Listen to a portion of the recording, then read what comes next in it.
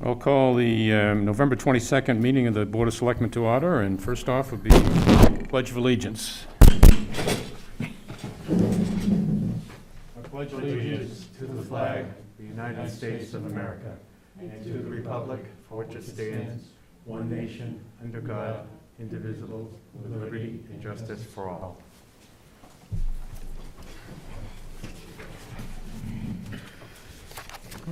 First on the agenda is the fire chief, but he won't be able to be here tonight, and we're going to be taking up the AV upgrade to the board meeting room out of order, since Steve is here to talk about it.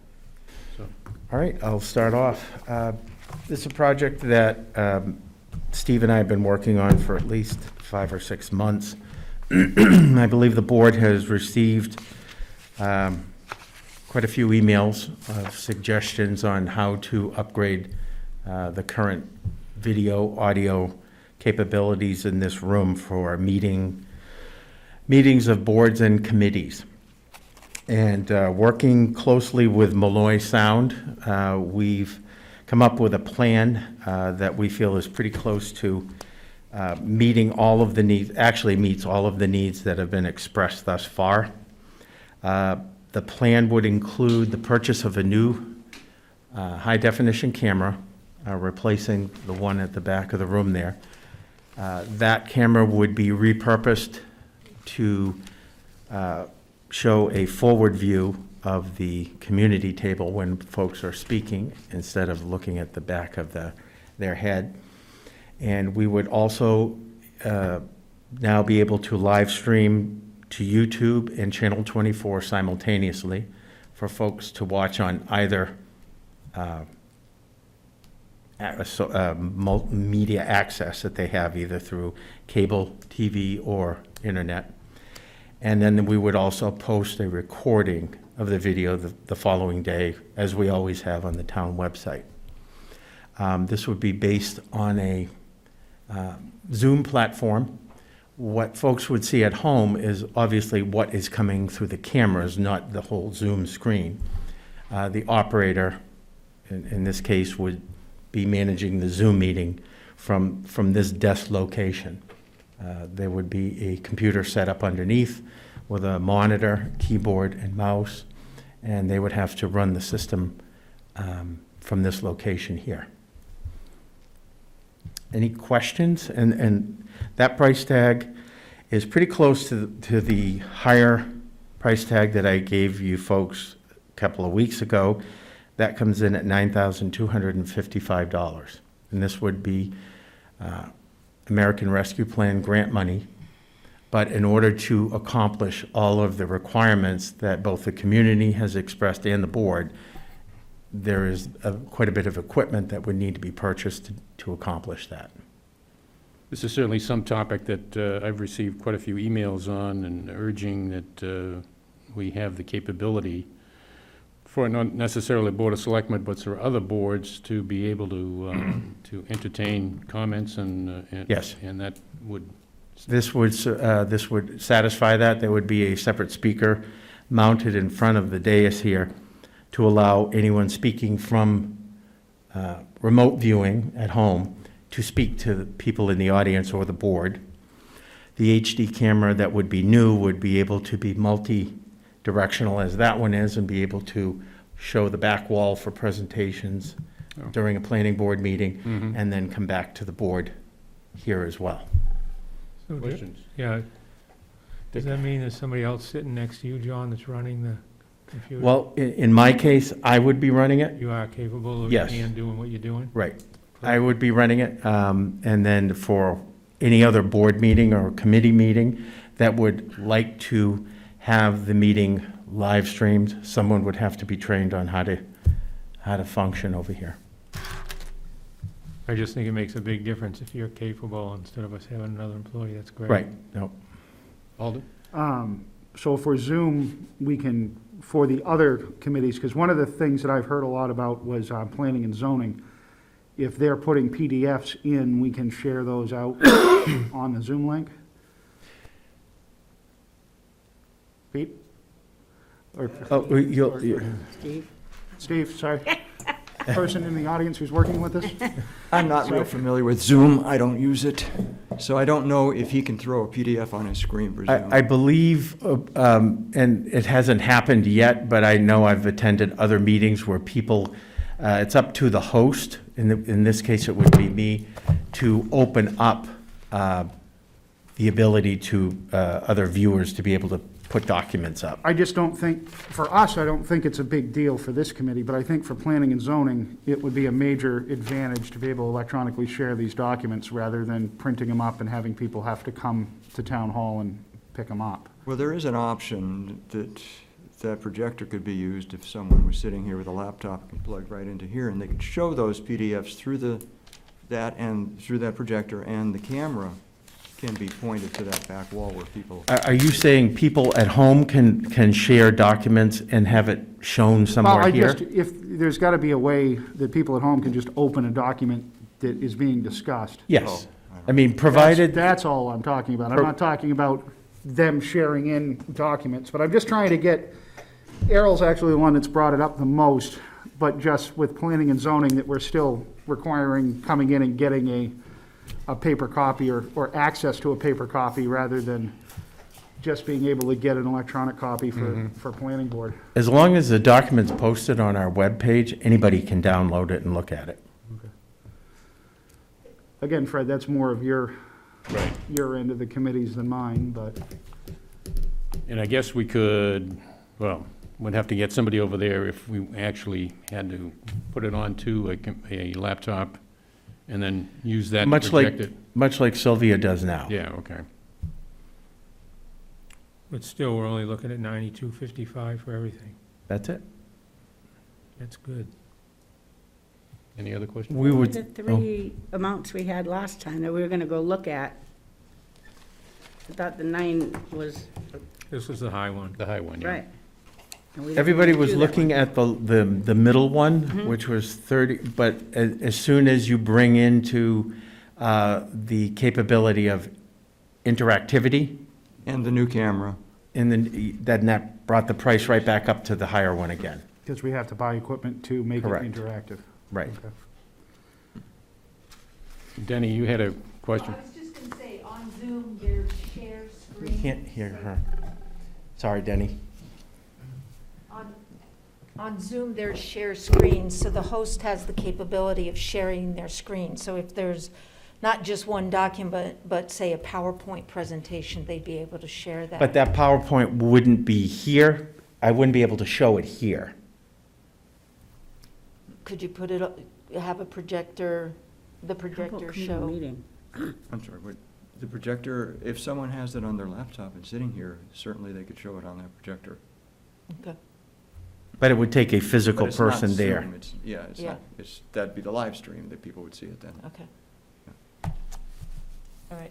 That's another, that was something that hadn't been talked about when we were setting this up. Are we going to improve the microphone system? The microphone system will be the same. These are fine. Because that was one of the great complaints when we went to Zoom with the planning board. Oh, the Zoom, yeah, It- that's another thing. Let me clarify, John, I don't use the Zoom. John is going to be using the same Zoom system you've been using all along. That's not incorporated into the live streaming. So I'm What- basically here to talk about the live streaming. What we had and was working effectively was the external microphone Mm-hmm. that would attach to the computer or laptop, which picked up the voices from the board. The problem was, we had masks and we had the mics too far away from people when they were talking. That's when people complained that they couldn't hear. So that's why we need to keep the mics close to, and this will pick up your voice, which will come up over the Zoom meeting. We're using these mics for this system, right? Correct. Because I think when we started doing the Zoom, we weren't using because we weren't all here.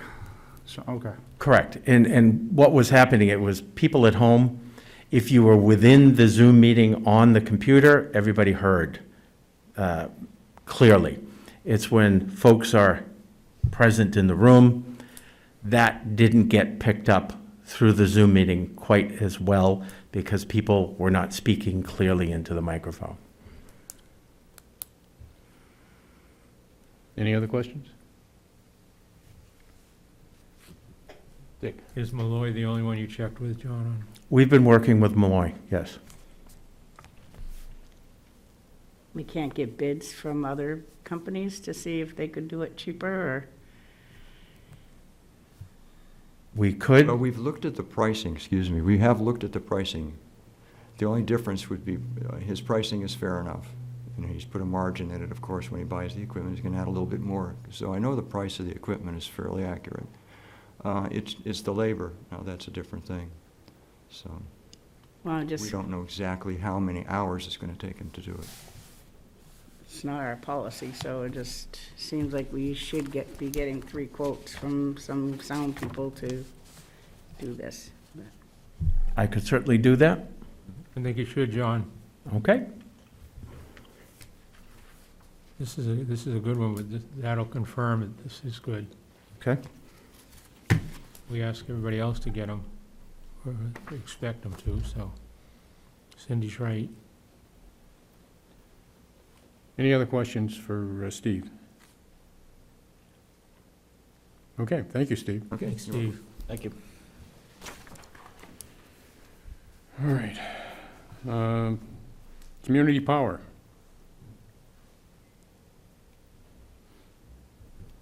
You all got the documents that I sent you over the weekend? I also have a representative from Standard Power, who we've been working with for quite a number of years.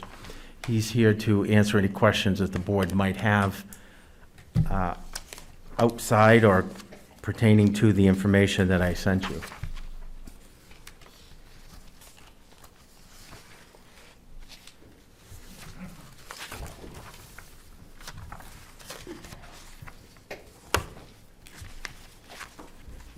This is Ryan Polson from Standard Power, and I met with him and Bob Hayden several weeks ago, and they went over all of this information with me, and I just forwarded on to you. This would be a community decision whether or not to be part of this program, and then it would go out to each individual community member where they would have the option to participate or not participate in the program. Right, Dick. so we're doing this for the taxpayers to decide. I believe the first step is the governing body needs to agree to participate in the program.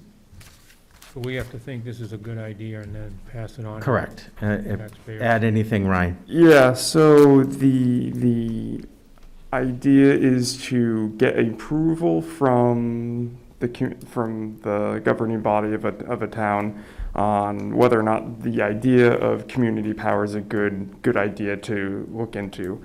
If that is the end result, then a community power committee would then be formed and would work with whatever vendor the town chooses to develop a plan. And that plan has different phases, including public input, and then would get prepared for a town meeting vote in March, if that's when the town meeting is. Obviously, this coming March is probably not super realistic at this point, but that would be the kind of the timeline to when a final decision on, yes, we want to move forward with this plan, and it gets voted on at the town meeting. So a vote at town meeting, what would that actually do? That would give the go-ahead to go out to bid for the electricity contracts that the town would be purchasing based on the plan that was developed. And can individuals would be able to take and sign up for this, or how would that work? Yep, so this idea existed already in New Hampshire, but it was a opt-in program. So to start one of these programs, you had to get a ton of people to opt in to all agree to do this. and it basically meant that it was unrealistic to be able to do something like that. So language changed in 2019 to make it an opt-out program. So now any eligible meter, electric meter, which means anyone that is not currently using a third-party supply on their electric bill would be eligible and automatically would be enrolled in a program. However, a mailing would go out to every eligible person with the ability to opt out or choose different pricing options. We've been encouraging communities to add greener options for people who have interest in that. So I would imagine in talking with the Energy Committee prior to this and with John that having some greener options in addition to the cheapest rate I could get, having multiple options for people to select or not select. Other questions? So we have an energy committee, right? Yep. So theoretically, they would be the ones who would be working with this to come up with the plan to go ahead on this? Not technically. So it's written in the law that there has to be an actual community power committee. That cannot be the Energy Committee. However, the members of the Energy Committee can be on the Community Power Committee. So we found in working with, starting out working with the City of Keene, and now as we're working with Marlborough and Swansea currently, on their plans, they have Energy Committee members, they have some staff, but not required.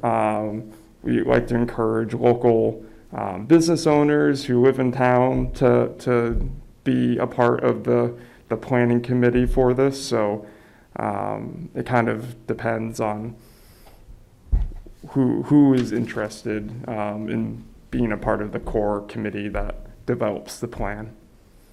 How large are these committees typically? Keene's was fairly large, but they are a city. But I believe Swansea and Marlborough's are 6 to 8, maybe at most. So with their input and our team working together, there's more than enough people to develop the material, which will then go out. Actually, my boss Bob is in Marlborough tonight for one of their public sessions where the community is welcome to come, learn about the program, give their input. So that's just one of the steps along the way. But that's kind of, an energy committee is a good place to start for getting people interested in starting this committee. So I guess my next question would be, those are the only three communities that you've got this implemented or starting in? Currently active, yes. We've already presented with dozens of other communities, and each have their own timeline and their own priorities. So the 3 active ones currently are those 3, but we've been working with schools and towns in New Hampshire for 10 years now and have 60 plus schools in town and customers, and we expect several of them when their communities are ready to pursue this program as well. So, Cindy? This here says anyone who receives a bill from Eversource is eligible.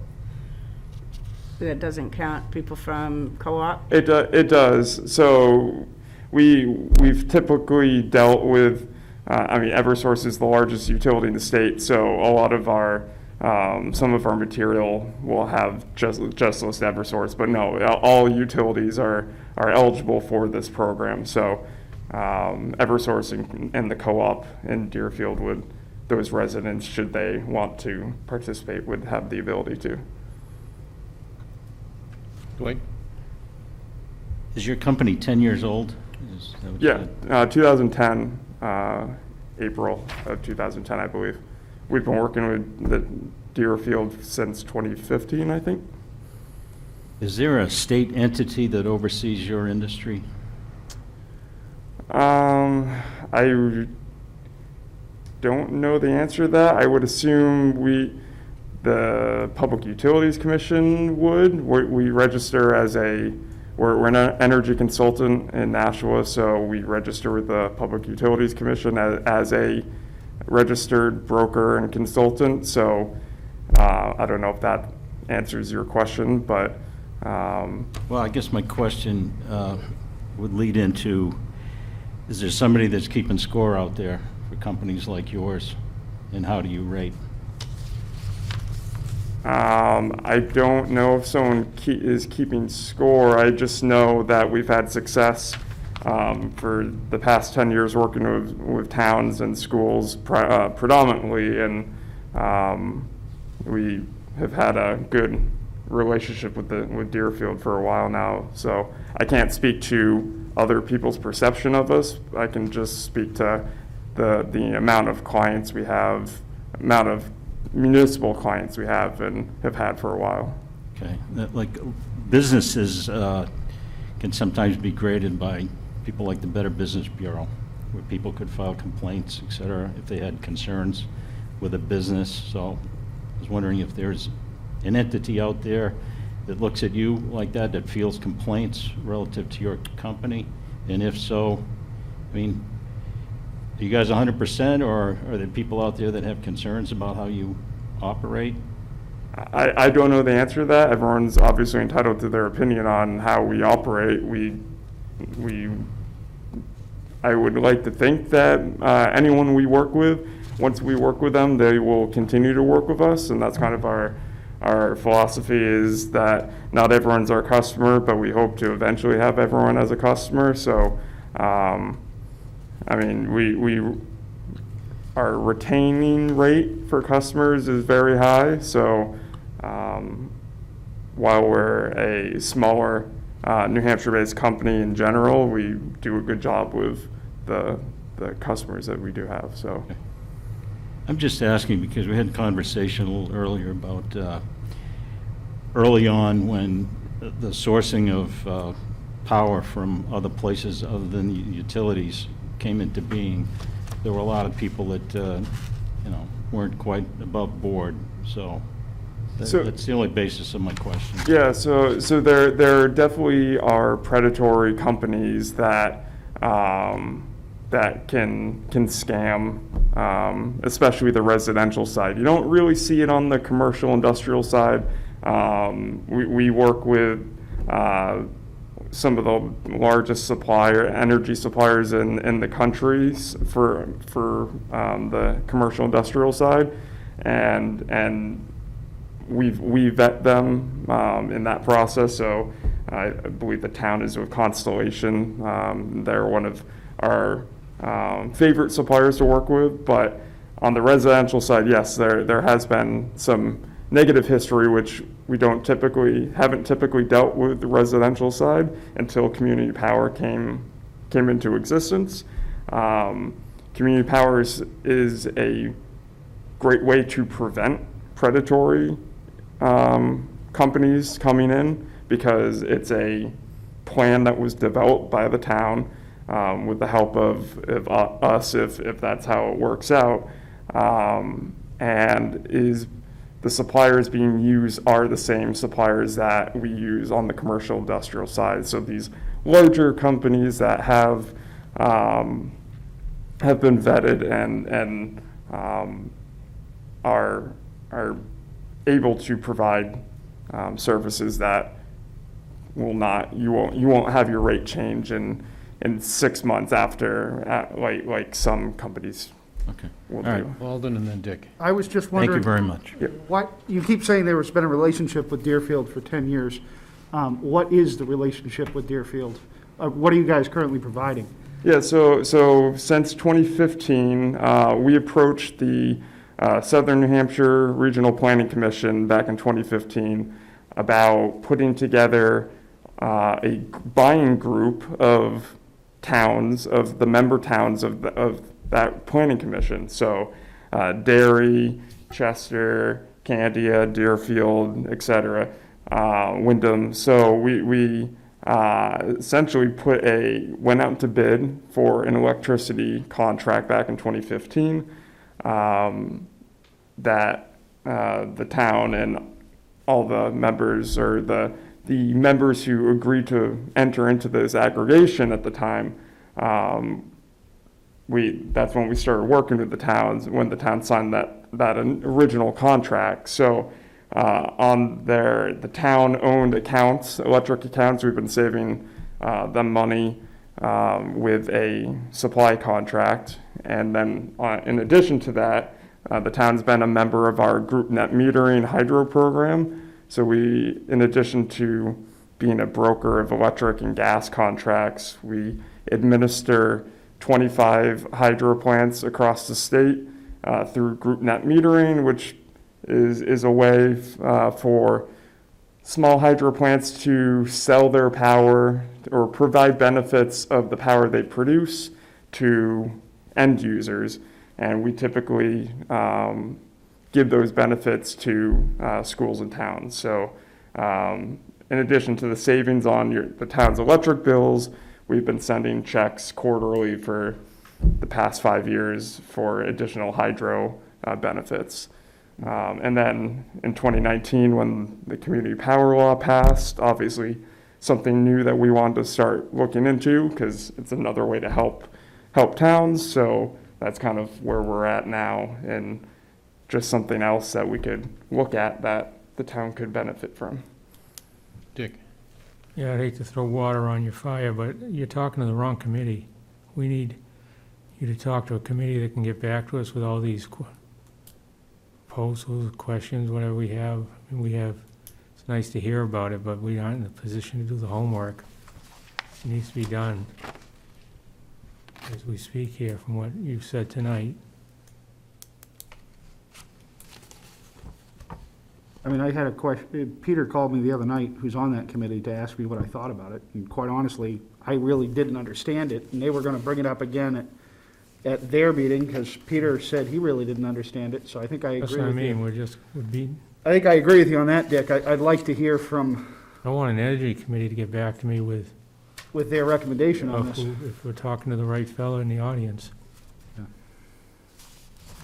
Fred. Ryan has already presented to the Energy Committee, and they were in support of him approaching the board at this point. I had Wes and his group entertain a presentation by Ryan. So they already have talked to the Energy Committee. So they communicated with you and said they gave the thumbs up. Correct. That's why Ryan's here. That's why I'm presenting it to you folks. We can certainly get more information, or I believe start another energy committee, or what would it be called at that point? He said it had to be a separate committee, that's why I wondered Right. why we're talking about it. But So that's if- after we do I guess at this point, if the board is interested in continuing down this road, this would give a green light to form yet another committee. If the board is not interested in this program at all, then we can thank Ryan and not move forward. But I would need you folks to be on board before we continue further in developing another committee. I think, Cindy. I don't know enough of it right now. Right. So, I mean, I'm not for it or against it, but I think our energy committee should have come to us and kind of let us in on everything and explained it to us. I mean, what is it? Where does the power come from? Is this, I'm ignorant of the whole thing, I guess. What happens when the power goes out, you don't have Eversource? You do have Eversource. Eversource will always deliver or co-op will always deliver the power to you. So if the power goes out, it's Eversource and the co-op's job. The only thing that changes is on your bill where it says supply, the supply portion, that's the only thing that will change.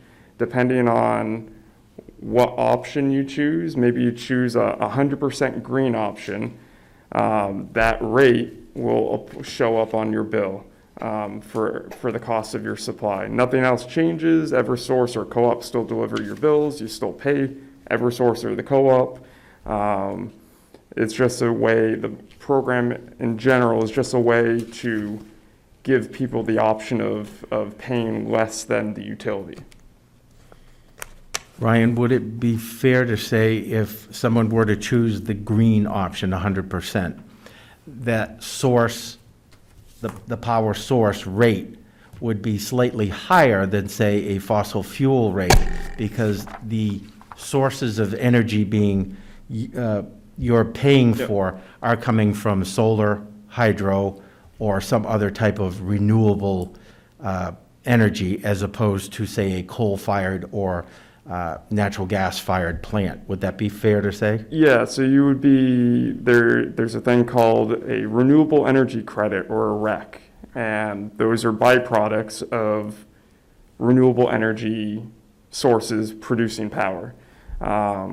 So in selecting, for the city of Keene, for example, has four pricing options. They have a default rate, which is roughly the same as the utility default rate, Eversource, but it has a little extra green. They have a cheapest option I can get, which would look to be significantly lower than the default rate.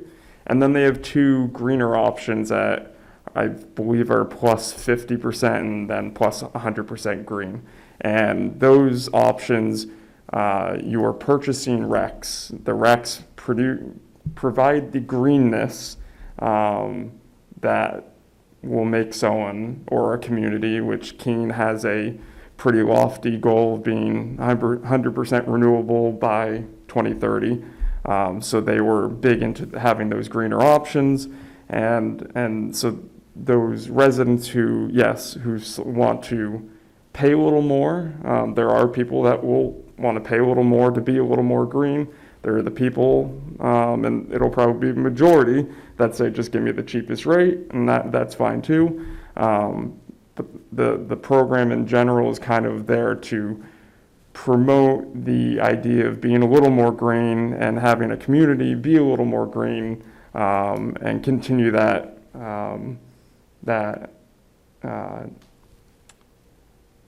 learning about what the town is. If the town has any renewable or green goals, it's great to, first of all, it's great if they do, but through this program, it definitely could promote that for future contracts or future programs, so. Boy, Based on the thumbs up from the Energy Committee and what sounds like a pretty solid company here, I'd like to make a motion that we accept this proposal and allow it to move forward. Second. moved and seconded, discussion. So basically, all we're agreeing to tonight is a memorandum of understanding in order for the new committee to start and then to come up with their recommendations, correct? Correct, that's what I,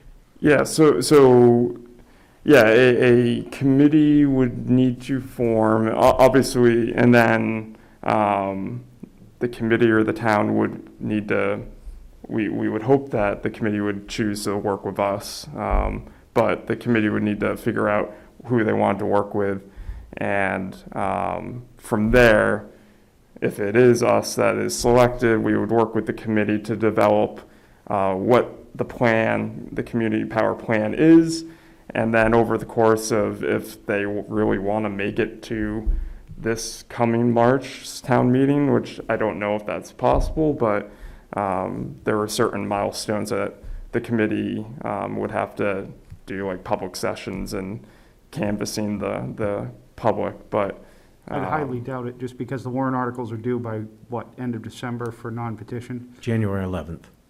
For all? For all, or that I just thought it one? was That's, just that's petition. all. Okay, yeah. Oh, okay. yeah. But either so- way, I doubt it. Right, but even if it were, you're looking at 2023 at this point, I would say it's still good to get that committee started and start educating the community on what this program is and what will be offered, because it'll definitely benefit. Plus, we don't know, maybe stuff evolves in the legislature next year, which could affect how the programs can work in a positive way, let's hope. So definitely good to get the ball rolling, even if it's a year out. Any further discussion? Hearing none. All those in favor of the motion signify by saying aye. Aye. Aye. Opposed, no. And it's a vote unanimous. John, can we turn those fans on for a year? Thanks, Ryan. I've never actually turned these on. It's tough in here, isn't it? Or is it me? It's a mask. Mask. Yeah, there's a low setting, Alden. I got them both on low. Okay. Now you can say that again. Pretty damn low. I think they're doing a lot of good. Could you put them on a little lower? Might have to upgrade our power. Might want to go to medium. Try high for a minute. We gotta talk to the power company, because I don't think it's getting enough. All right. Oh, now we're Just, cooking. just to be clear, that really isn't a move we want to do in this environment, but I understand if the board wants to for inside meetings. You don't want the air circulating, the same air in the room. Well, yeah. Over the fan. That's how we circulate it. This air is not ventilated, so you don't really want to circulate the room air as much as with a fan. That's all I'm saying. We finally got them turning. Oh, shut her down. All right. Draft warrant articles and default budget. That's something we can look at, Fred? Question is, can we look at these, or we want to take them up right now? You can look at them. That's the reason I sent them over the weekend. I mean, if you have any questions, we can talk about a question now. You certainly, I didn't send them out to make a decision. It's just a draft version. Okay. Anybody have any questions on what we have currently in front of us? Just on the default, John, the warrant article 2, 4, and 5, those are last year's warrant articles? Yes, that column there is the current budget. Okay, So the budget and default budget are accurate? If you're looking at warrant article number 1, yes, those numbers are currently accurate. okay. So the default on this one would be the 41, $4,122,731. thank you. Anybody else have any questions on what we have in front of us right now? I guess, Now, these two documents are due to the MBC, I believe in 2 meetings. I'm to present those, so I gave them to the board early so that you'd have time to review them. What we would need to do is go article by article, looking at the amounts, and then vote on whether or not you recommend or not recommend each article. right. Underneath each article that has money, there is a list there that it says recommended by Board of Selectmen, recommended by Municipal Budget Committee. We would need to have all those votes in before I present it to the Municipal Budget Committee. And this would then turn from a draft to a final warrant. The default budget, you just want to vote in and accept. This is prepared by the Finance Director based on our current budget and any obligations financially that we have to maintain. We want to proceed through these, or we want to wait? I can put them on next week's agenda if that would Can we be. go through, is there any that we can go through, just to get them off the list? That's a good Sure, idea. if, I can tell you, Article 1 is the budget and default budget, as it always has been. Article 2 is a repeat of the road reconstruction warrant article. which was raised to 250,000 from earlier conversations. This year, it was thought that to increase it by another $50,000 would be a good idea. You want to just vote on some of these tonight? Yeah, might as The well. budget? It just, Yeah, Article 1, we've already approved the budget, so Yeah. that should go. Show of hands. All right, all in favor of 1? So that's 5. I don't see much of a point of just making John read them all. Right, that's right. I Number didn't two, know that's where he was going. 250,000 for road repairs. That is the same language that we had. Yeah, last year. So we got 4. All in favor? Dwight, are you in favor of number 2? Can I ask a question? Yeah. Sure. Is that, so the 250 was put in this year, it was 200 last year, Correct. Right. correct? So I know you guys have already gone through this, so you believe that's a good number to get the roads fixed. It's Well, a starting number. Starting point. right. The big thing in my mind for what we're gonna run into is tree removal. Every time Steve's in here, we ask if we're gonna get anything out of Asplund, and they basically tell us when we get to it. So at some point, these ash trees are gonna have to start getting cut down. Is that part of number 2, though? That's part of the number roads? 2, yeah, because we have that in there. I thought we did. No, I don't see anything about roads. Repair, reconstructing existing roads and distorted drainage improvements. Yeah, I thought we had tree work in there last year. This is the language from last year. I'd like to add tree work. No, we certainly could add it to it, sure. In my mind, I think that's important. So that runs hand in hand with the road work generally? Generally, yeah, I mean, it's the same department that's gonna have to Right. take care of that. That's out of highway. So in the last sentence, you'd like to add, under use for improvement, reconstruction, maintenance, crack sealing, engineering of roads, and tree removal? Yes. Now, I wanted to ask too, the paving we just had done this, past year, Mm-hmm. is that gonna have to be resurfaced like Nottingham and Griffin did this year from, I think he put the final coat on it. Yeah, he did. he did already? Yeah, well, that was, And we had extra, so we did the others. yeah, that was the Base coat Had to and top wait. coat? top course. No, he put top course on the 3 major roads that we had done, and then he did an extension on Middle Road, and that's a top course as well. Going up from, I guess it's from Birch up to just short of, Levitts. Yeah, Levitts, right, That was an overlay. right. Which I thought the roads had to sit for a year before they could do that. No? Not necessarily, no. Okay, okay, so, I think that was just a No. way so to none get- of this money will be there, so, that's my question, I guess. Should be for all new. So the sentence I have right now to be edited is the funds will be used for the improvement, reconstruction, maintenance, crack sealing, engineering of roads, and tree removal. Right. As that what you- needed, Pardon? as needed.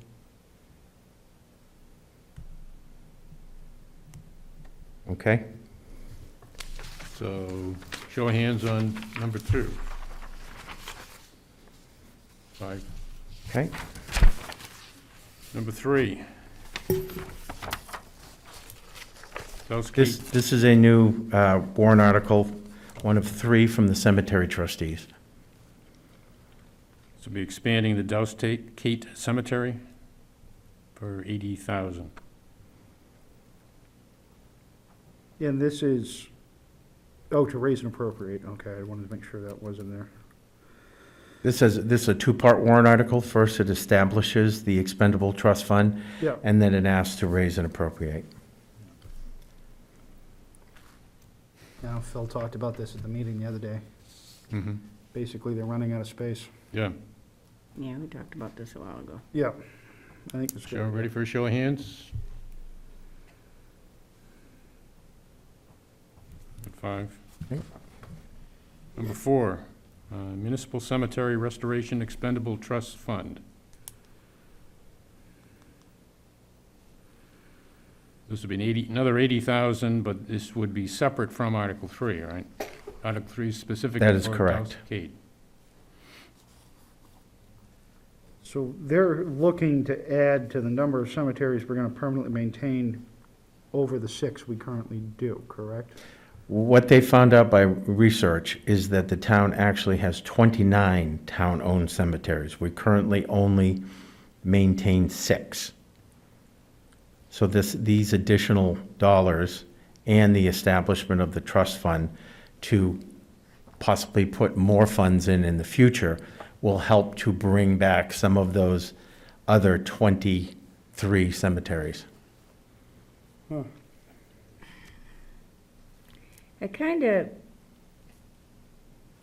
What if somebody has a cemetery on their property and we can't get there?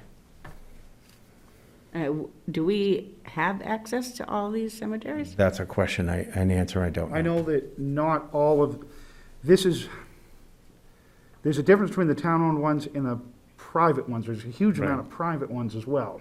And those don't necessarily have, I know those don't have access. Right. Right, no, but I mean, the town-owned ones, how do we know they're town-owned? I know that there's a couple cemetery trustee members that have done a ton of research on it to find out that they are. You know, That's not what I'm asking. I'm asking, how do we know they're town-owned? I know people's done research. They were asking people to come forward if they had a cemetery on their property. because then they found where the cemetery was, and they were able to go back through the deed records and find out that it was town-owned. I mean, I don't think the cemetery trustees are just guessing on this. No, I'm not saying that either. I'm just, So do we have an actual list? I assume we have a list. if I I had a believe the cemetery trustees out do, yes. on my property, I wouldn't want somebody going out there working in it. And you have to go through my property to get there. That's what I'm asking. So how, I think John should get back to us.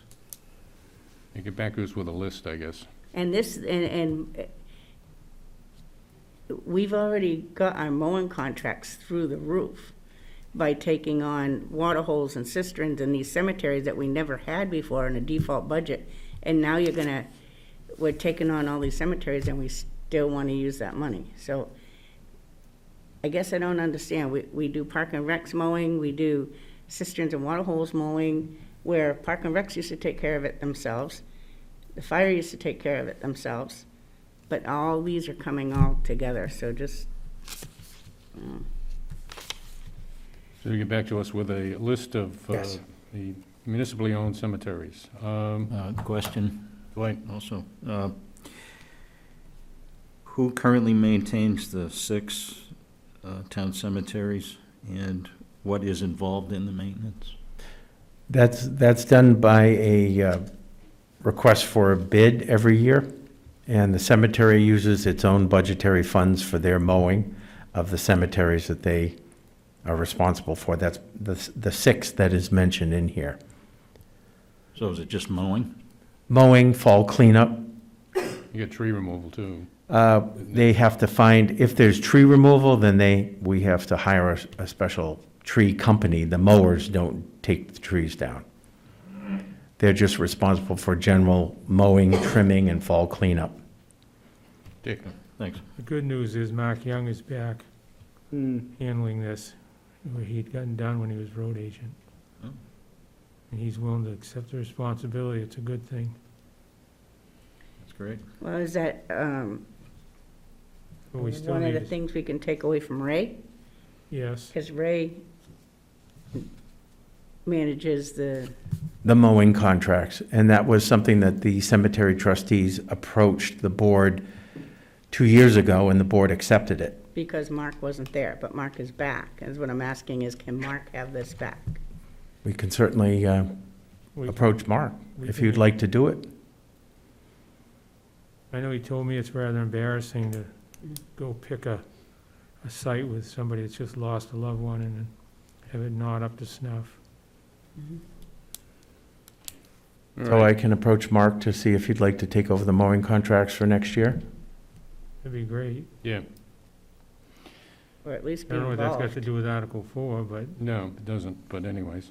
we're making progress. All right, Article 5. So we'll get back to Article 4. Yep. Article 5, a 3.5% pay raise, or cost of living raise, excuse me, for town employees amounting to $77,000. No, I was just saying in favor. Oh, Me too. I thought I was doing. Okay. Good to go. All right, Article 6 is basically a redo on the warrant article that had previously been passed for $50,000, right? I put that in from 2019. That's why the entire warrant article is highlighted, whether or not you wanted to put it back in or not. Well, we would be having a warrant article to cover assuming we get through the whole interview process and everything else with the design build, and we need a placeholder for that. Right, so this isn't what we did last week, Fred? No, what we did last week is just start us on the way, and we're gonna have to take and plug in a number here, probably sometime in early January. We better wait on it then until, So we'll leave it as a placeholder. Yeah, Depending on the amount of money, it may move within the list, Mhm. but I can leave it, it's definitely gonna move from place number 6 up to a Right. higher number. okay. Number 7, fire apparatus and equipment capital reserve fund for $50,000. Is this for a fire truck? This is the same warrant article that's been on the warrant since I have been here. I believe it's capital reserve fund. I believe that is for the fire truck. Alden? That was, yeah, I was just going to vote for it. Oh, okay. so by us voting yes, it just lets the taxpayer vote. Yeah, we're just voting. Your recommendation. votes are going under the recommended Right. Yeah. or not recommended, however you vote. Quick question. Wait, Do we know how much is in that capital reserve fund right now? I don't have those numbers with me. Next week. We should Table know it. that, Dwight. Yeah. Just I'm- curious. I had the same question. Okay. actually. all right. Because I know people are going to be asking us that once we recommend that. Okay. Number 8, $35,000 for a cemetery general maintenance expendable reserve fund. No amount to be raised from taxes. Yeah, it's out of surplus. Okay. But that's just to establish it, and then they're going to use the proceeds from the sales. Yeah. Which seems like a better idea. Vic, did you have a question, or No, you? just a yes. 5 yeses on that one. Okay. $32,000 for fire emergency water supply expendable trust fund. Is this, we do already have it, okay. That's another one that I think we ought to table just to get an amount in that. And have we ever used this? Have we used this one? Yes. That was We the- have. That was the cisterns in back of the highway Uh-huh. garage. Oh, okay. Is this what the cisterns of mowing is being paid out of too? No, the water holes and firefighting budget has its own mowing line. That's what that's paid out of in the budget. So, I guess I don't understand what this is for then. This is money that the chief is putting aside to repair existing water holes that need to be dug out, cleaned up, fencing, and also the installation of any new cisterns that may be beneficial to the And town. this has been here too, so can we put this in, see what the amount is in this? Right.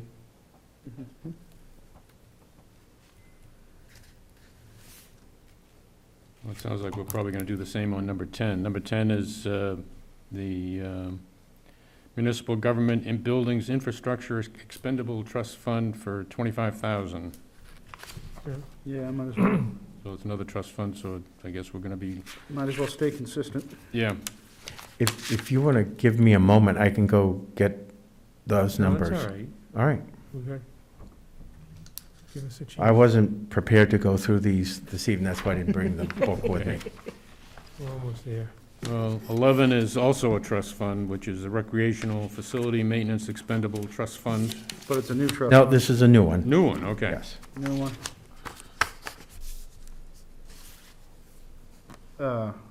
Yeah. Any questions on that one? Do we want to vote on that one now? Sure. Cindy? No, okay. 4, and that's, is that a no vote or a? No, A no vote, okay. 4 and 1. Number 12. This is the tax clerk and deputy town clerk. Bringing them up competitive with other towns. Yeah. This warrant article is put in by the town clerk, tax collector. Should the budget fail and we have a default budget again, and this warrant article pass, this warrant article will be funded. Should the budget be supported and voted in, and this warrant article voted in, then this warrant article will not be funded. Right. Ready for a vote on this one? Mm-hmm. 5-0. Fire Department Vehicle and Equipment Expendable Trust Fund, that's another trust fund. Yeah, get us a number. All right. And I think I'm gonna ask Cindy's question. How is What this, is the how is this difference different than between the this other one? one and the other one? Right. If somebody could explain that to me. no, where was the other one? They, That's They the told me that apparatus once. fund. You're on the fire department, aren't you supposed to know that? vehicle, yes, because this is vehicle, this is equipment. The other one is apparatus. Fire apparatus and equipment. This is the fire Where's the other vehicle one? and equipment. I believe number 13 can be used for repairs. Right. This is, Oh, okay. this is an expendable trust fund. The other one is a capital reserve Oh, saving for the Okay. fire. right. Gotcha. Thank you. Again, I'd like to see what we have in that Yep. Right. fund, All right, that is a major difference though, isn't it, John? Yeah. like Right. the pump. Oh, yeah, no, Yeah. yeah, that makes more sense now. All right, 14, Community Center Trust Fund. Is a new one on this? Correct. Guessing from the rec department. So what's the, Where would that building go? That's a new one. well, what did we just had one for that. didn't we? That's existing playgrounds, athletic fields, athletic courts, and surrounding areas. This is to build a new recreational facility. 20 grand won't build a salt shed. This is only planning and design, and it's not gonna come close on the design either. No. We need more info, where to go, Right. and what the. Well, I don't think they know, do they? Well, there's a huge, right up in the Oh. back, on the second Oh, page. It's huge.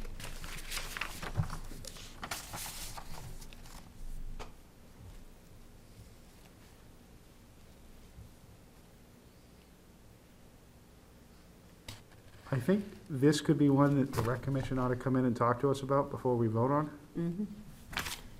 if that's good with everybody else. Perfect. That's a pretty major Mhm. move. And like you said, Fred, 20 grand isn't gonna dent the planning. No.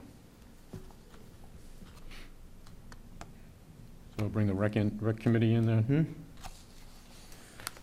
All right, 10,000 for rescue vehicles and equipment capital reserve fund. Is that good, Cindy? Yes, Yes.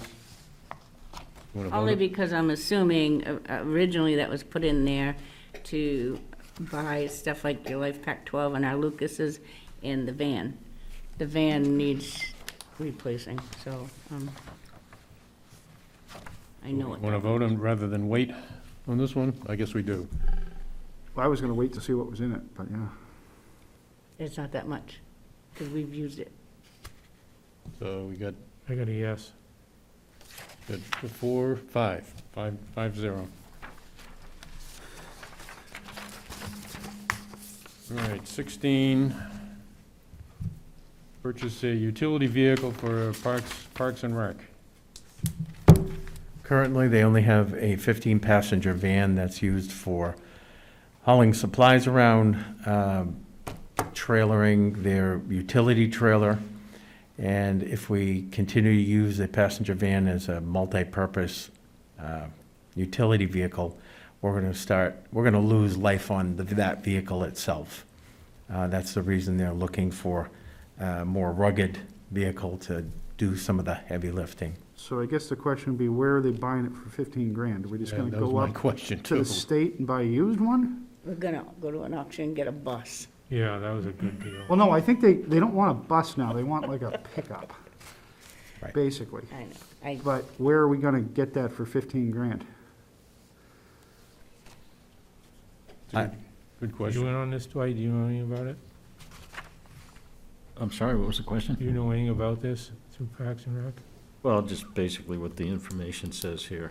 You know, they do need another vehicle. You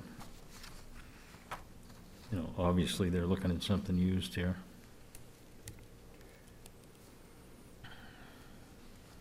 You want further information on this, or we, Well, they're coming in anyway. yeah, that's right, yeah. So let's hold that. I guess my major question on this one is just what's the purchase plan? Yeah. You know, I thought Park and Recs was supposed to be a revolving, self-maintained department. What's happened with that? No. Just looking for a little support from the community on some of these things. I mean, Parks and Recs is involved in a lot of things that just don't pay for themselves, but they're good for the community, so. For the most part, Cindy, they do pay all their own bills, and there is only one line currently in the budget for a full-time person and half of the second full-time person. I believe what they're seeing now is as things are aging and they need to maintain, the revolving fund was never designed to do that. yeah, looking at this more closely, it's not a 15,000, it's only a 10, because 5 is coming from, Ah, yeah, so 10's not gonna buy you much. no, but if the budget, we're buying another police car and getting rid of the last, I believe Gary is using that as trade-in. He needs, okay, never mind. I was about to say, I've already hey, there's asked a him. utility vehicle. I've already asked him. Okay. I guess the question I'd end up having, and we can save it for Parks and Rec when they come in, is that $10,000 number a realistic number? I've tabled it, and I'm going to invite Nick and a member of the commission to come in. Maybe it should be, maybe it should be 15. We'll figure out when he gets here. 17 is the milfoil Yeah, control at Northwood Lake. very important. We got 4, 5. And then 2,500 for Pleasant Lake Preservation Association to monitor vehicles, vehicles and boats that are going to be coming into Pleasant Lake. The Preservation Association has already reached out to me to ask the board support this again on this year's warrant. Okay. Definitely. So we get 5 A lot of tax on money. that, too. Yeah, definitely. All right, so I have made notes on all of the tabled items. I'll have all those figures for you next week, and I'll invite the Parks and Rec director in so we can give you more information on that. All right. Did you want to vote on the default budget? Yeah, Or did you have any questions? Nothing we can do Yeah, I was about to say, it is what it is, right? somehow. A motion to approve the default budget in the amount of $4,122,731. So moved. Second. Moved and seconded. Further discussion. All those in favor of the motion signify by saying aye. Aye. Opposed, no. And it's a vote unanimous. Thank you.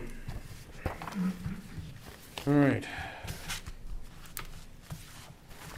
Outstanding minutes for November 15th. So moved. Is there, moved and seconded? Any further discussion?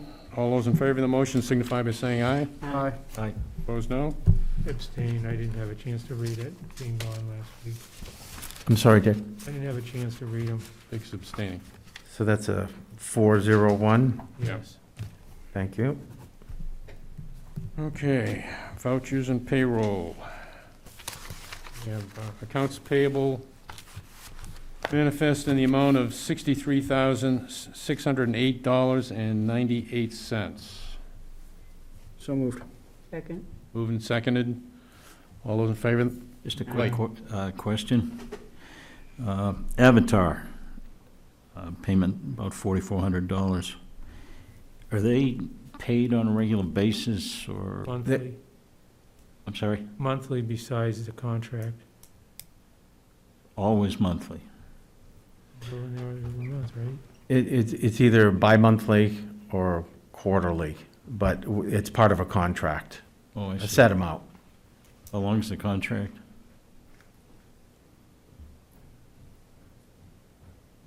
I'll have to get back to you, Dwight. Okay. I think it's a 3-year, it's a I multi-year. can't be certain. Do they do a lot of work outside of the reevaluation work that they do? The board signed 2 contracts last year. One was for the revaluation, that was separately done. And then this is our ongoing support and maintenance for our assessing department, because we have a part-time assessing clerk. They are our town preferred assessors by contract. Okay, all right, thanks. All right, all those in favor of the motion signify by saying aye. Aye. Opposed, no? 4. Aye. 5. 5.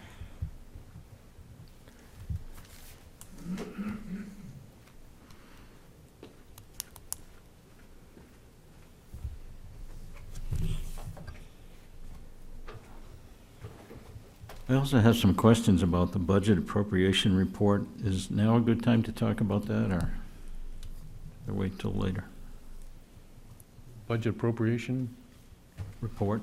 Oh. You want to take, I guess you could take it up now as we're signing this. Okay.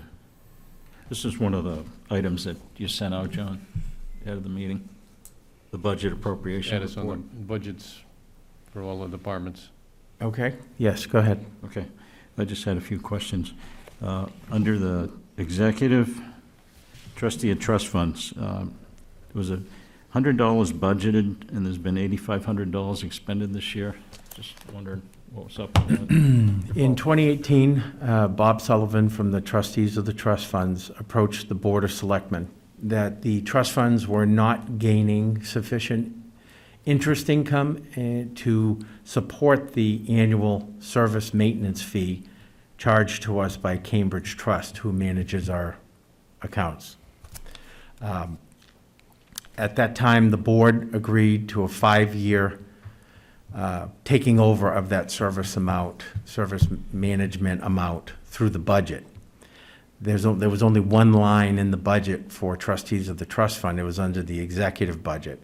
So you are correct in seeing $100 in that line, but $8,500 or so is charged against that line every year,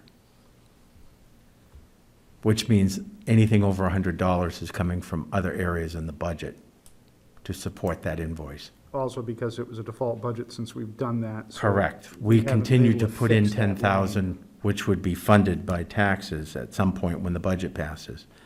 That 5-year moratorium from taking the interest expires in 2023, so we have 2 more years of agreed upon paying that fee. I see, okay, thanks. General government buildings, GB contract, overspent by $8,500. Again, though, that's where the mowing comes from, and it's a default budget. Mowing has gone up. Well, there's a line called mowing above that one. You're talking about the contracts? Yeah, there's a line that says GB contract.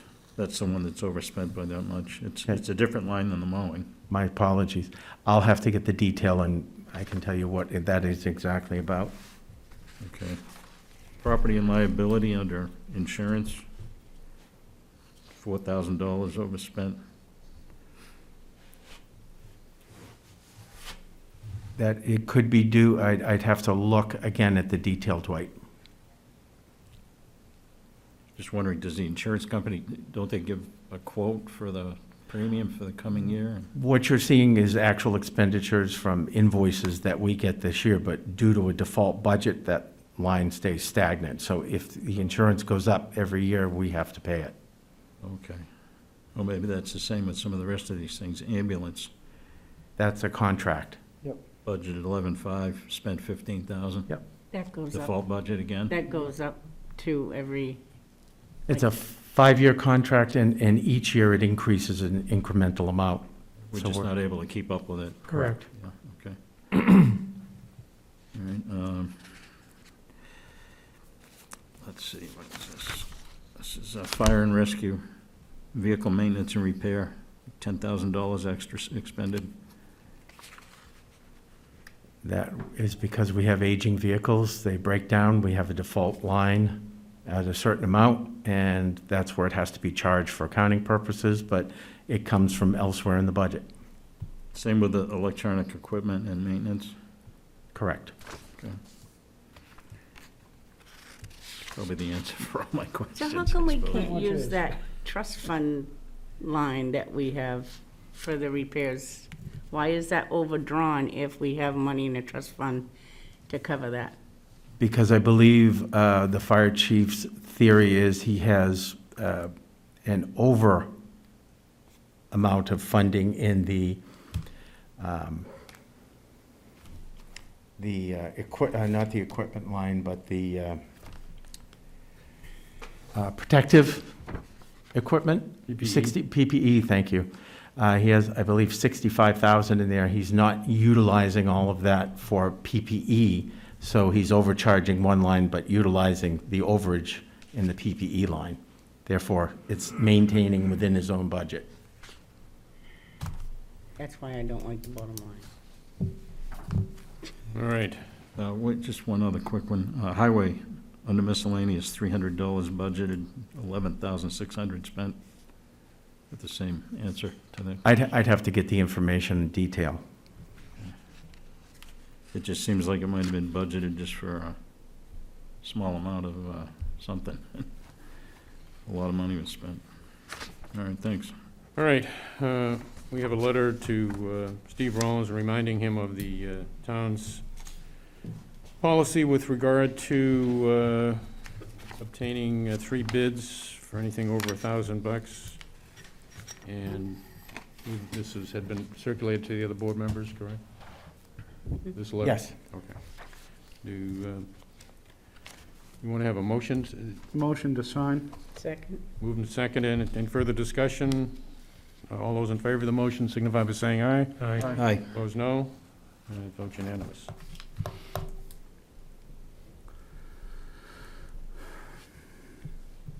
All the department heads get a handbook of policies and things, right,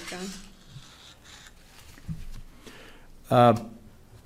There isn't a handbook of policies that is handed out. It's available to anyone who wants to require. If you're talking about the purchasing policy, I remind all department heads what that is. Perfect. All right, we have a right to inter at the Old Center Cemetery for 4 lots for Anita L. Layton at 31 Meeting House Hill Road. Motion to approve the sale. Second? Moved and seconded. All those in favor of the motion signify Aye. by saying aye. Aye. Opposed, no. Vote unanimous.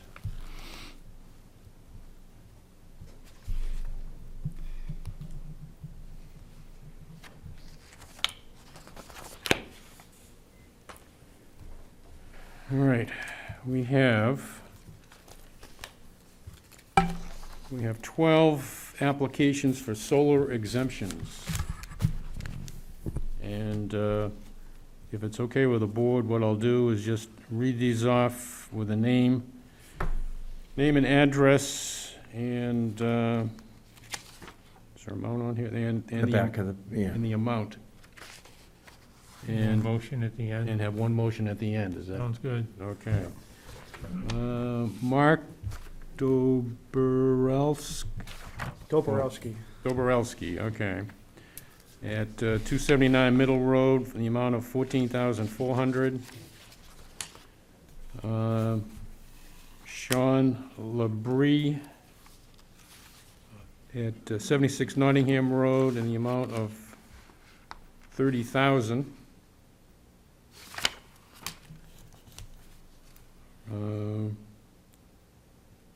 The Laframbois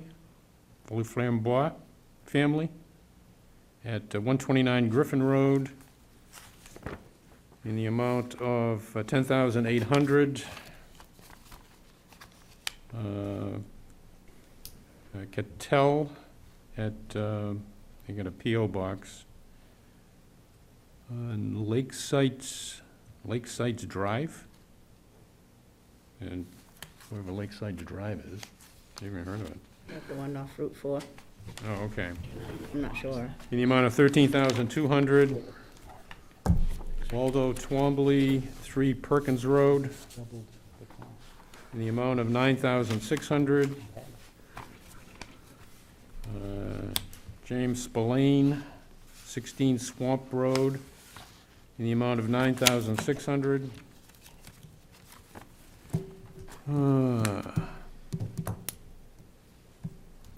Boy. That one. Itzma. At 13 Nichols Road, in the amount of $18,000. Piawazik at 10 Cotton Road, in the amount of, there'll be a lot of signing here, $14,400. Joyce Pelletier at Old Center Road, in the amount of $14,400. Wilkes, David and Susan Wilkes at 20 Pleasant Hill Road, in the amount of $18,000. Roy and Sarah Schendel at 31 Coffeetown Road, in the amount of $28,260.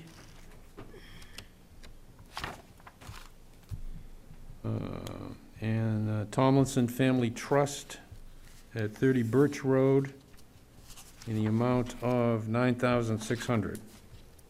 Motion to approve the list Fred just read off. Second. Moved and seconded. Any further discussion? Everyone's going to get writer's cramp on these. All those in favor of the motion signify by saying aye. Aye. Aye. Opposed, no. It's unanimous. Stamps. Now, John, those are ones, if people want that, they have to apply for it, correct? Correct. Okay, so if there's anybody else out there who's got the solar equipment, they need to, because we passed that in the warrant article last year. Correct. And this is the first batch we've done of these, isn't it? Right, she's going to give them to the board as they come in, otherwise it would be too large of a pile, so. Yeah, This is the first batch. First wave. yeah. I'm gonna give Fred a workout. Yeah. And just to remind people, that's just discounting the amount of the value of the actual solar equipment is the number we're reading off, correct? I would have to get clarification from the assessing clerk. From, as I remember the warrant article, that's how it was working.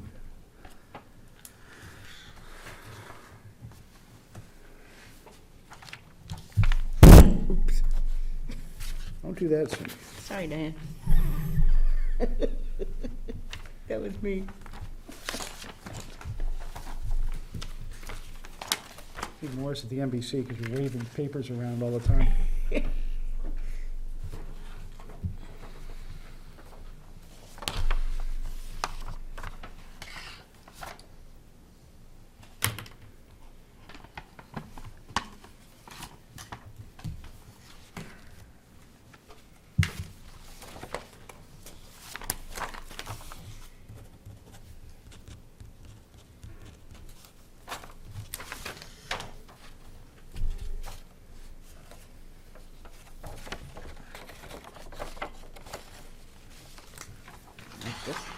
That's a good idea.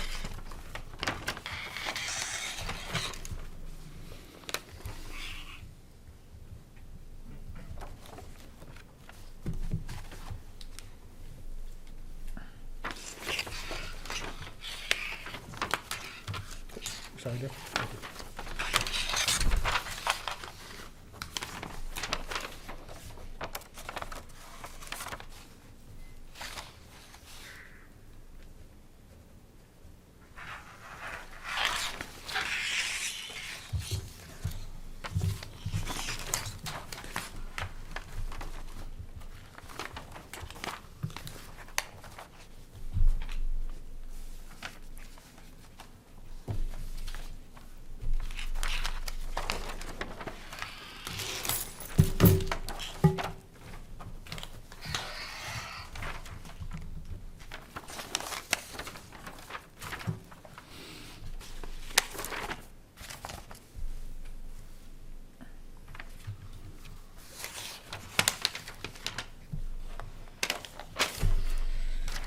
Looking for the squirrel.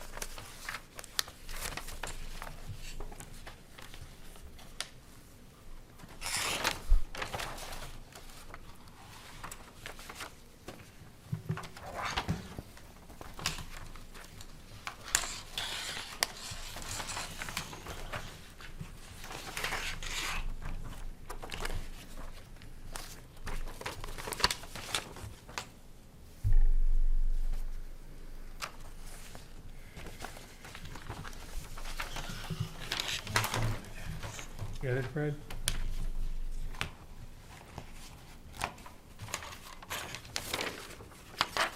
This is the type of exciting meeting we need to stream. Yeah. Watch us sign stuff. All right. Okay, if we continue on with the agenda here? Sure. All right, we have the project work agreement and operation maintenance agreement that we had discussed or came up before us last week with regard to the Pleasant Lake Preservation Association and the signature that's required on both documents on behalf of the town as being the property owner.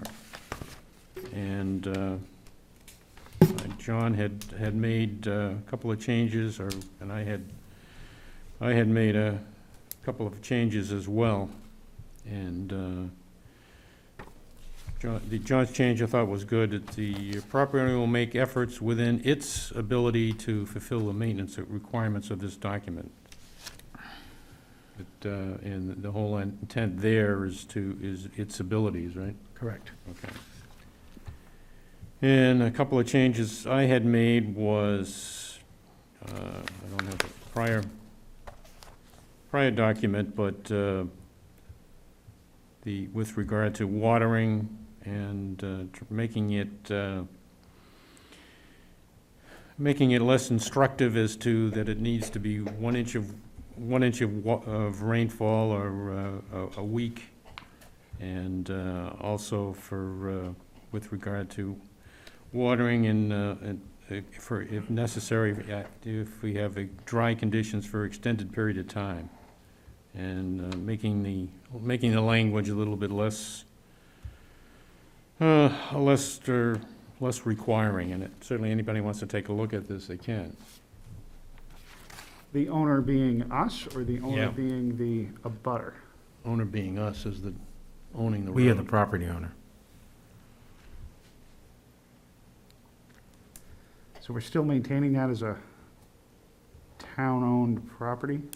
I guess my question is, it was a Class 6 road that it's not a road anymore. No, it is. I think it's a 5. Discontinued? It's a 5. Okay, We maintain it, but not that piece. that piece, and that's my hang-up on this whole thing, that the whole project was to make that side not a road anymore. Right. So I don't see the town having any maintenance on the piece that is no longer a road. Well, I think the issue here is that it's still within the right-of-way of the road. That piece. If the piece has no use as a road, Right, because we can't drive on it now, because we tore up all the pavement, right, we put down vegetation, right. it's no longer a road, I don't see it having to be maintained by our highway department. Because we don't have any other Alderman wanted to pieces, say something. I can't think of any other pieces in town like that we maintain. And that's my hang-up on this whole process, is I'd like to see something permanently done with that piece of no longer road, either revert to the abutter or, This document doesn't pertain to the road itself. This pertains to the work that the highway department did to reclaim the road. Strictly that, not the road itself. well, no, I'm not talking the road itself, I'm talking the piece that we just did, that we removed all the pavement, that we've stopped vehicular traffic on. I don't see that piece that's now covered in grass or grass seed as a road, because we don't want travel on that piece. Right. So I don't think the town should have to maintain that piece that, in my mind, is no longer a road. And that's my whole hang-up on this, is that piece, we just spent this money turning it into not a road. Right, but it's still within the right-of-way of the road. But we don't maintain anything else in town Well, to we- that same degree, and I don't think it's fair to have to maintain this to that degree. This does not have teeth. There won't be anybody coming out and checking on it, but it's the last piece to using state grant funding. This is part of their process. The language in there states that we will make our best attempt, given our abilities to do the recommendations, but they are recommendations only. And because the project, we did not use our town funds, Yeah. those will be reimbursed to us. That they use grant funds, this is part of their And process. this is an agreement with the Pleasant Lake Association. One is, and one is part of the operation and maintenance. It goes back to the state. What would be the maintenance on this? Would you have to mow it? Water Send somebody down there and mow it? No, in fact, they say that they would prefer that the grass gets knee-high by the 4th of July and doesn't get mowed. Because the higher it is, the more it ends up inhibiting the flow of water through that area. What's it gonna do for sight distance to pull out of there? I don't know if it would impact it at all. If there were trees growing there, yeah, I would imagine.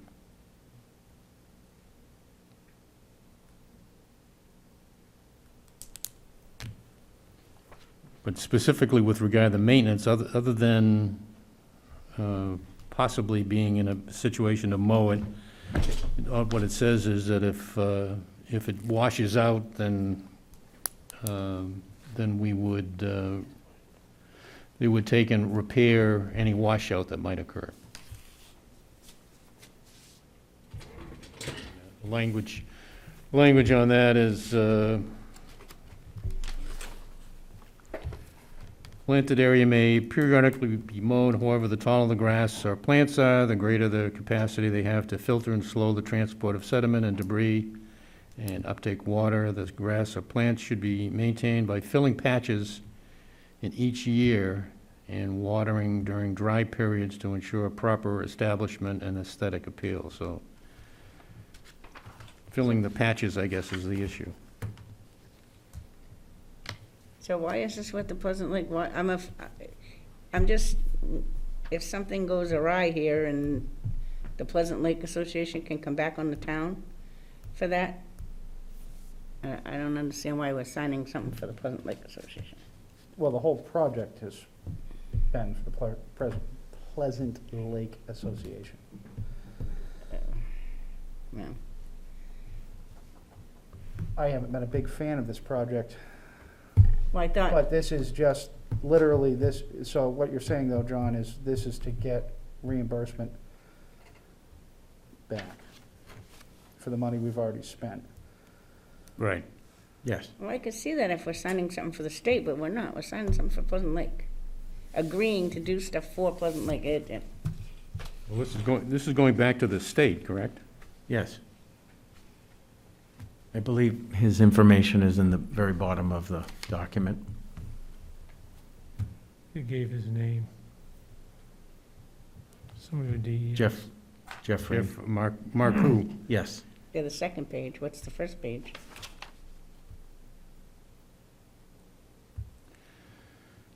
And let's see.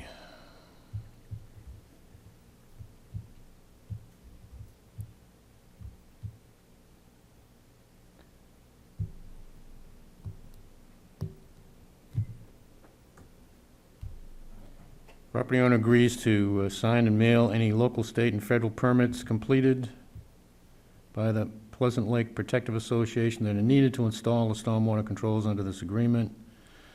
Install the stormwater controls as described in the design specifications, which we've already done. Provide documentation to PLPA to substantiate the cost to install the stormwater controls. Properly operate and maintain the stormwater controls according to the operation and maintenance plan, which is that second document, second page.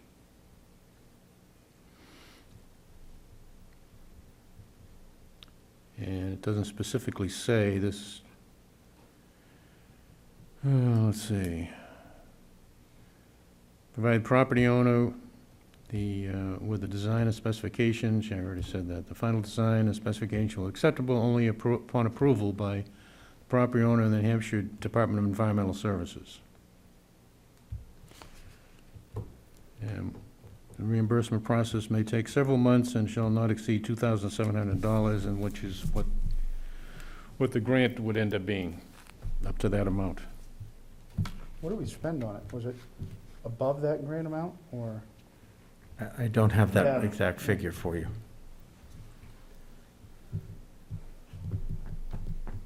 So regardless of what we spent, they would not reimburse anything over $2,700.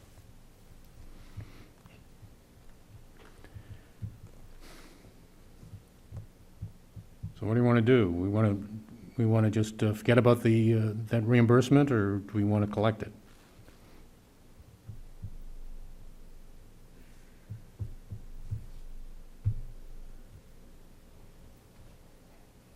We don't know what we spent. I don't know.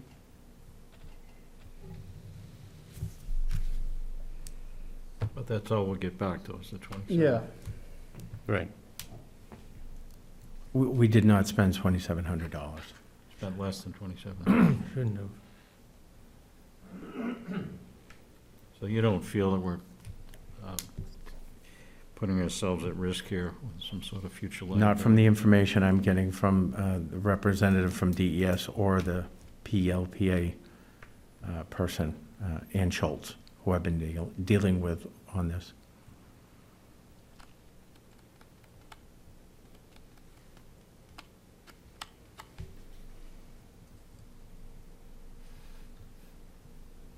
Well, why don't we just call a vote on it, Fred, and then we can go from there. We need somebody to make a motion. Oh, I didn't realize we didn't have a motion. Make a motion. Is there a second? Seconded by Dick. Any further discussion? All those in favor of the motion signify by saying aye. Aye. Aye. Aye. And opposed? No. No. 3-2. And the motion, I assume, authorizes the chair to sign on behalf of the town. Say yes, Dwight. Yes. Yes. Wasted enough time. No problem, Dwight. It's not a waste of time if you're gonna get yourself in a bind Glad I'm that sitting next to you. you have to take care of later on down the road.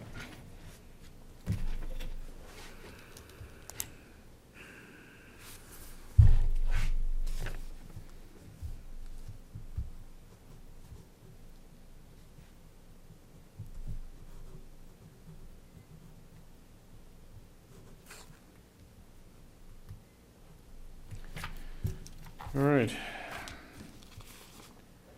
And final item is, this is with a contract with Sanders Searches LLC.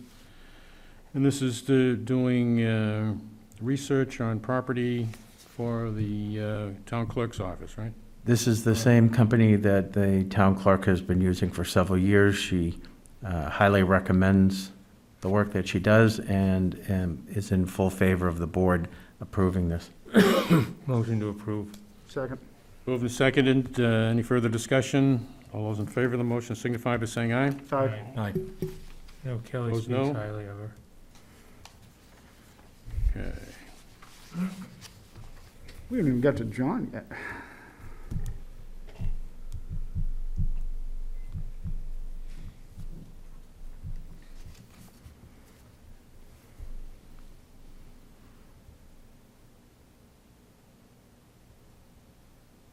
But we get almost the budget stuff done.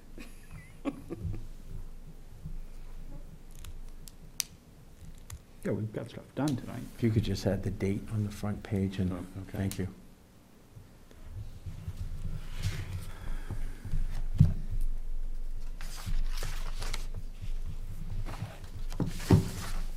Only one? Yeah, it's, everybody's on that one.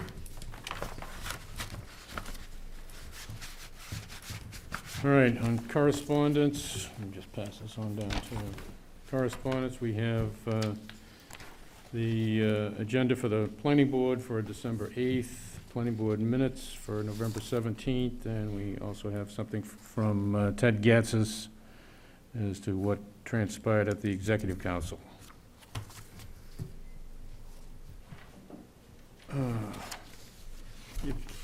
If you pass the folder down, Fred, I'll read that at some point. Thank you. Coming down too, Fred? Might as well, I guess. All right, town administrator's report. Two updates for you. If you haven't noticed, they began the Phase 3 of sprinkler tank repair today. When they opened up the tank, they found it dry and in good condition. There was a repair person down there today where they ground down all of that main seal, and they found, once they had gotten rid of the older fiberglass, that the split was bigger than they originally thought Yeah. after they cleaned it out. So they will be putting in some specific type of putty to fill the gap before they put the fiberglass on to keep it from sinking in.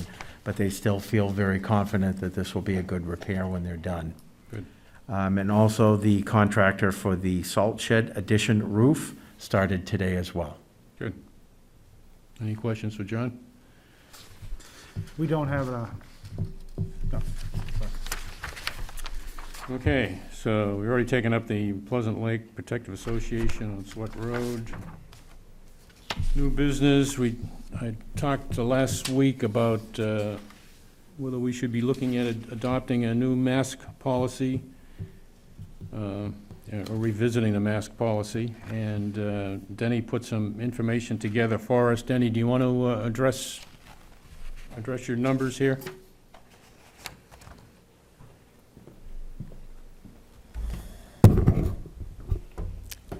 Hi, I think all of you are pretty familiar with the fact that we're seeing a pretty major surge here in New Hampshire and, to be honest, across the country. Now that we're closing windows and moving back inside, the virus moves more easily in the drier air. So it's going to be difficult, especially post-holidays, given the amount of travel and interaction that we'll see in a variety of populations moving around. So I think you have the language in front of you, but given the circumstances, I would recommend that we move to masks for meetings inside the building, and classes as well. We're still at the point where we have, I think the figure today is 57% fully vaccinated in Deerfield and 52% with one dose, and we're also You in get that reversed. first dose. 57, 57, sorry, and then 52. And we still have kids are not yet covered, given the fact that they just became available for 5 to 11-year-olds, and it takes at least 3 weeks. They're only able to take Pfizer, so that takes at least 3 weeks to get them immunized. So, What does it say, Fred? What's that? Is that just anything that goes on in the building? Yeah, I guess that's the question would be, John and I had talked about it briefly, but any meetings that we have would require both the participants and the audience to be masked? yes, especially in circumstances, yes, for all meetings, classes, so that would mean anything in Parks and Rec. Again, the kids down there are not vaccinated yet. They may have had vaccinations, but they're not fully vaccinated yet. And we're in the situation where, as I'm sure most of you know, the school has had a very significant surge. Any questions for Denny?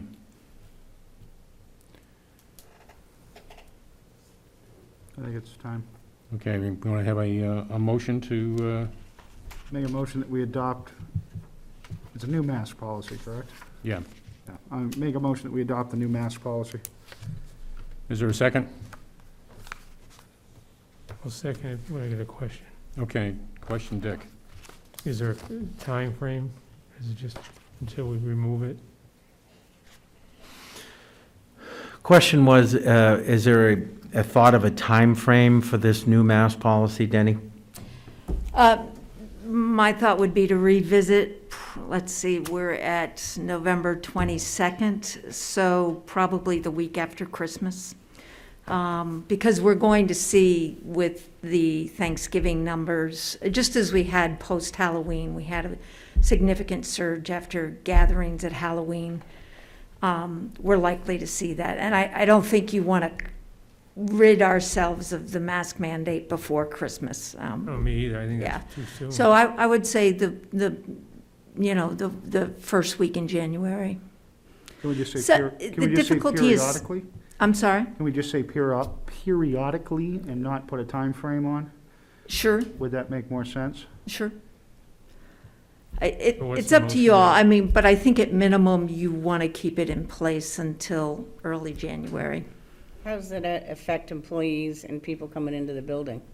Well, I think for employee it's a discussion about meetings and interactions. I don't know the language exactly, but I think interactions longer than 15 minutes. So if you're sitting down with an assessor for 15 minutes at their desk, yes, you should be masked. If you're just walking through the building to pee, excuse me, but, then no. So it's the people who are having that prolonged contact and exposure. And if you're in a classroom for an hour, or if you're in a meeting for an hour, yes. I'll modify my motion to say revisited periodically. And would this wouldn't apply to people just coming into the town clerk's office to get something? Well, they have a barrier, they have masks. If it's a prolonged ceremony there, yes. But if it's just, 5 minutes, no. Okay, And we can revisit that part of it. If we Right. find that the town clerk would prefer, then absolutely. And again, remember, although we have some ventilation in the back of the building, we are still in the quandary that, there's no ventilation in the front two parts of the building. right. Dwight? This would be effective immediately. I would highly recommend that. You have meetings occurring tomorrow in the Yep. building? Yep. Those Zoning folks going to board's be tomorrow night. notified? Zoning's tomorrow? ZBA is tomorrow night? NBC's tomorrow, too. I wonder if we're double booked. No, Good, Municipal Budget Committee is going to be meeting in another room. okay. So someone will reach out to those two committees. There's masks at the top of the stairs if they don't have one. And post some signs at the door? Yeah. Yes, Okay. my plan is to try to formalize this into a written policy from the discussion here, Mm-hmm. and I can send it out to the board electronically. If everybody agrees that that is what the discussion encapsulated, then I can post that policy Okay. as approved by Board of Selectmen on today's date, and then I'll let the ZBA and NBC know of the new policy. Is that agreeable to the board? Mm-hmm. Well, we have a motion, so we probably Yeah, have to that's- officially vote. Right. All right, so you have a motion and seconded. Any further discussion? Hearing none. All those in favor of the motion to establish a new mask policy signify by saying aye. Aye. Aye. Opposed, no? No. No. 4-1. Thank you, Denny. Any other new business? Seeing none, citizens' comments?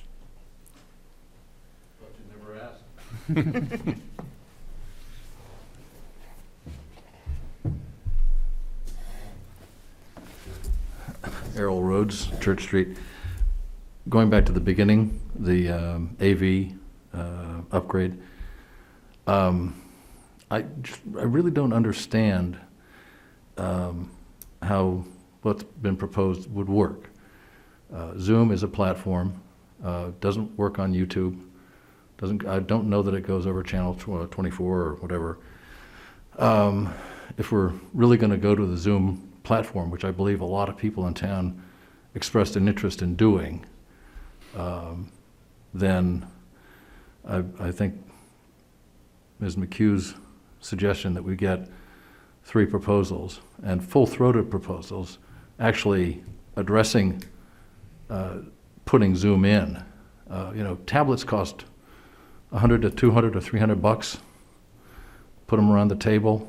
I don't know if there's going to be a feedback issue, but get not just the people who've worked on this for 6 months with one plan to try to modify their plan to something that they weren't thinking about. I mean, we just heard from somebody who is proposing a Zoom proposal who doesn't know anything about Zoom. Just doesn't make any sense. I think the board would be serving the citizens well to ask for a full-throated investigation into the possibilities using Zoom. And I would also recommend that you look at the record-keeping benefits, particularly with planning and zoning. You're getting documents on to a platform. They are files that then can be managed. And file management in that department, I believe, is a real issue. Yeah, it is. And is a real benefit there, which I don't know that is being addressed by a video here and something there. I think there's a real upside to this, just administratively, let alone letting citizens watch an event even as exciting as this evening's program. Thank you. So that's my hope that you all would be able to do that. Thanks. Thank you. Motion to adjourn? 7:17? All those in favor? Aye. Aye. So where are we meeting tomorrow? John, are we meeting at